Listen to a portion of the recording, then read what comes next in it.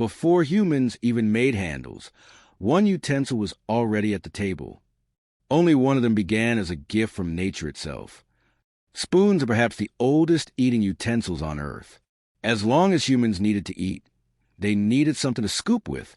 Before metalwork or craftsmanship, seashells, hollowed stones, and animal bones became the first spoons. No handles, no polish, but they worked. By 1000 BC, ancient Egyptians were crafting ceremonial spoons from ivory, flint wood, and slate, carved with hieroglyphics. For everyday meals would reign supreme, light, cheap, and everywhere. When Greeks and Romans rose to power, the wealthy preferred bronze and silver spoons. By 1259, a spoon appears in King Edward I's wardrobe inventory. But some spoons were never meant for soup.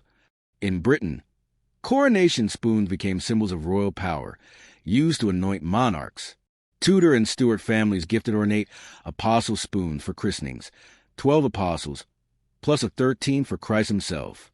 By the 1700s, spoons settled into familiar form we use today. Soup spoons, caviar spoons, oyster spoons. But just as spoons dominated the table, another utensil began to stir trouble, the fork. Early forks, with only 2 prongs, were used for cooking and serving. Hands, spoons, and knives still rule mealtime. Forks existed in ancient Egypt and in China's Qijia culture, circa 2400 to 1900 BC. But they were rare at the table. Then a princess brought gold forks to Venice, and all hell broke loose. The year, 11th century Venice. Theodora Anna Doukaina, a Byzantine princess, brought golden forks in her dowry. The elite were outraged. St. Peter Damian thundered, God in his wisdom has provided man with natural forks, his fingers. The irony? Forks appear in the book of Samuel. Jewish priest assistants used a flesh hook of 3 teeth for sacrifices. Scripture didn't condemn them. Still, Theodora's forks became symbols of Eastern vanity. Even her napkins offended locals. When she died mysteriously 2 years later, whispers claimed it was divine punishment.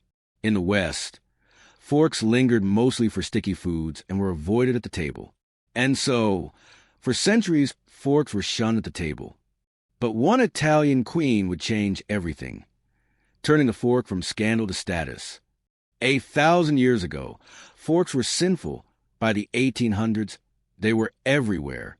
Only one queen could rewrite the rules of dining. The fork's redemption began in the 1500s with Catherine de Medici, who brought them to France when she married King Henry II. In Renaissance Europe, anything Italian was in vogue, and hygiene ideals were shifting fast.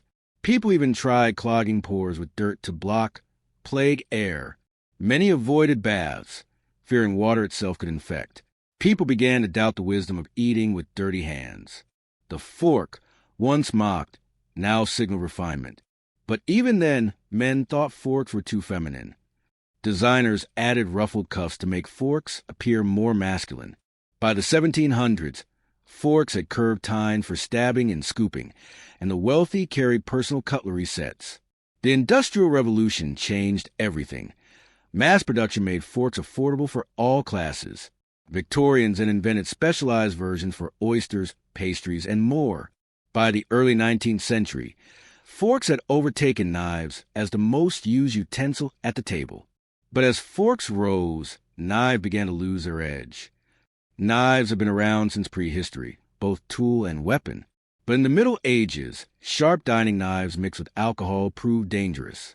In 1669, King Louis XIV banned sharp-tipped table knives, replacing them with blunt-tipped versions, the ancestor of today's table knife. Stainless steel wouldn't arrive until the 20th century. And in ancient China, some spoons had a strange secret. Archaeologists discovered Chinese spoons with pointed ends, a hybrid utensil we'd now call a spork, or maybe a knife. The blending of utensils proved innovation was always on the menu, but refinement didn't mean cleanliness, not even for kings. Louis XIV, style icon of France, famously hated bathing. A Russian ambassador said he stank like a wild animal. Queen Isabella of Spain supposedly bathed twice in her life, at birth and at her wedding.